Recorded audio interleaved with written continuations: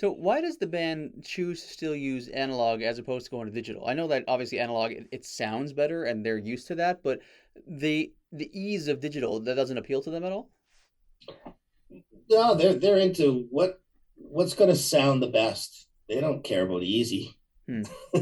you know. Yeah. Yeah, I agree with them. I think too many people care about easy. They use the computers to quantize drums and tune vocals, and I think the magic's being lost in music today. Like the magic is about doing it till it's right. Hmm. Not a lot of new bands will come in and they'll play it 3 or 4 times. Say, oh, you can fix that later, right? I was like, well, I can, but you can play it better, Hmm. can't you? Yeah, you yeah. know. But part of the problem today too is just the money and the budgets aren't there. So being in a studio costs money. So if you can't play your guitar that good and it takes you 6 hours to play one guitar part, it's like, okay, well, I guess we're not going to get this song done today, and it's going to be extra days, extra money. So I get it, but bands like ACDC and even the older bands, they used to rehearse the hell out of themselves and come in, and when you're in the studio, let's get the magic. And the magic is playing as much live and together as you can, and with less overdubs as you can, and less edits and less fixing and tuning, because every time you do something like that, you're taking magic out of it. Magic is filled with little mistakes and little warts and all that kind of stuff. And Hmm. you can hide that in a mix. You don't hear all that stuff, but it creates that vibe. And you go see a live show, they're not fixing it all up, and you Hmm. walk away thinking that was great. Now, if you recorded that live show and now played it over and over and over again, you go, oh, yeah, boy, was he ever out of tune there. And oh, look at that guitar mistake. And, it's when you're doing something that you're going to listen over and over to again, you can't have all those bigger mistakes, but you can have smaller mistakes in there. And that's where the magic is to me. No, I actually totally agree, and like a lot of people I've spoken to feel the same way.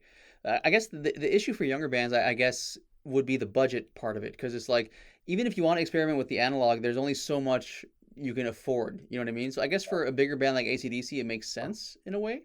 But Yeah. And even yeah, that's getting pretty expensive because they don't make tape anymore. You got to pre order it. And, anything, like if there's a lot of it available, the price can come down. But when you're doing pre-ordering your one batch thing, it gets expensive yeah, for yeah, sure. that makes sense. So when it comes to tape, obviously one of the in my from what I understand, my limited knowledge of analog recording is that one of the challenges for tape is getting as little tape hiss as possible.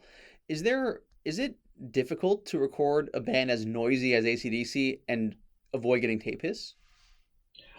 No, that's actually easier. Where Really? you're going to really hear the tape hiss is on the quiet passages when everything goes really quiet. Hmm. So one of the hardest things to record on analog would be a symphony or orchestra, Hmm. because their dynamics are so big. You've got to turn everything down so it's not overloading the tape.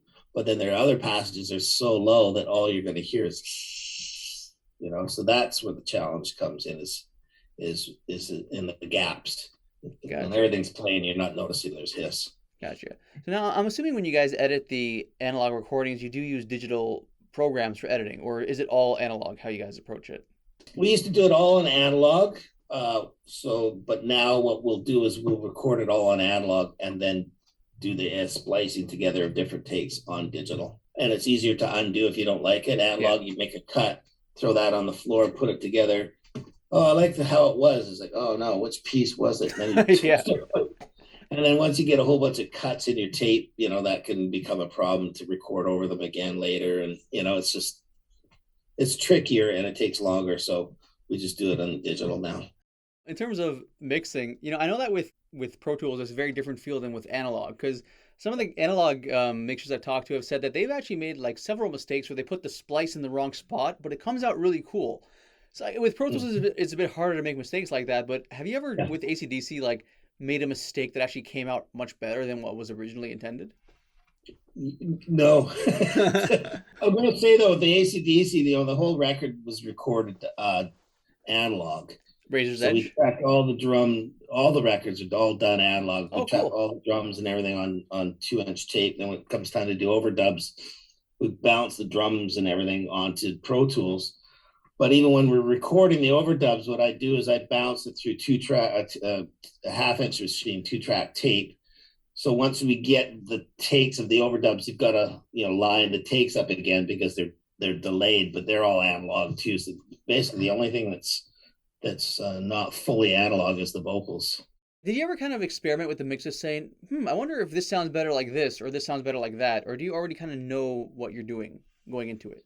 When I'm mixing, I just kind of go with what the song tells you it wants. So some songs want guitars up and brighter, and some songs they've got to get back in more of the drums and let the bass drive it. Or so I just let the song and the vocal, where the vocals sitting and all that. I let that tell me. I don't try and like I don't do something. Say, oh, I wonder what it would sound like if I turn that up. I just let the song kind of do its thing, and I don't have a what do you call it, a set thing that I do on each song either. It's just I just kind of put the rough mix up and then, oh yeah, that's the song. Okay, well that needs to be there. That needs to be there. So I let the song tell me. So just as yourself as an engineer producer, is there a personal favorite technique you have when you're recording a band? Is there something that's unique to your style of engineering producing? I don't know. I mean, I like to try and keep everything light and happy and fun. Hmm. It's pretty stressful in the studio sometimes. Everybody's a bit on edge or whatever, and it's just I like to try and keep it fun. And if we're hitting the wall, hitting our heads on the wall. Yeah. So, okay, let's stop. Go take a little break, walk around the block, go have a beer next door, whatever. Like, let's get out for a second, come right back. It's not party time. Let's just get our heads out of here, come back. All right, now where were we? And keep it up and fun because that's what music's supposed to be. Now I know. you I think some of the recording schools and that whatnot should actually be teaching some of the psychology courses because I think that's one of the biggest tools you can walk into a studio with because you gotta learn how to wrangle all these different personalities and keep everybody happy, which is almost impossible. But that's your job. Like you can't have people arguing and fighting, and like we always say, leave your ego at the door because hmm then it becomes easier because then you're not stepping on somebody's ego. You can say what you want and just leave your ego outside. We're all here for the same reason, and that's to make the best record we can. There's going to be differences of opinions, but there's no use getting all upset and mad about it. yeah. Let's try it. Let's try your idea. Okay, oh, that's kind of cool, or that didn't really work, but if we did it that way, then we could do it this. So other ideas come on top of trying ideas. So. ACDC sounds like a stellar band to work with, just personality wise. They're super chill. They just take everything laid back. Do you think that they have that approach because they're already established, or is that how they've been since like Let There Be Rock back in the day? Do you know if it's always kind of been the same way with them? Yeah. Well, I think the thing with those guys that's appealing is they're blue collar worker kind of guys. Hmm. They're with the rank and file. They've always been that way from little kids, I guess. They're working Hmm. with their brother George and Harry. So I think they've always been that way. So in a way, they don't give a shit what anybody thinks. They're just going to do it their way. But they're in saying that, they're not saying that with a chip on their shoulder. They're saying that this is what we like, and hopefully everybody else likes this. They treat everybody with the same respect and super polite and please and thank yous. And no matter how big they are, they don't act like it, That's awesome. ever. Do any of them have that like dry British humor thing going for them?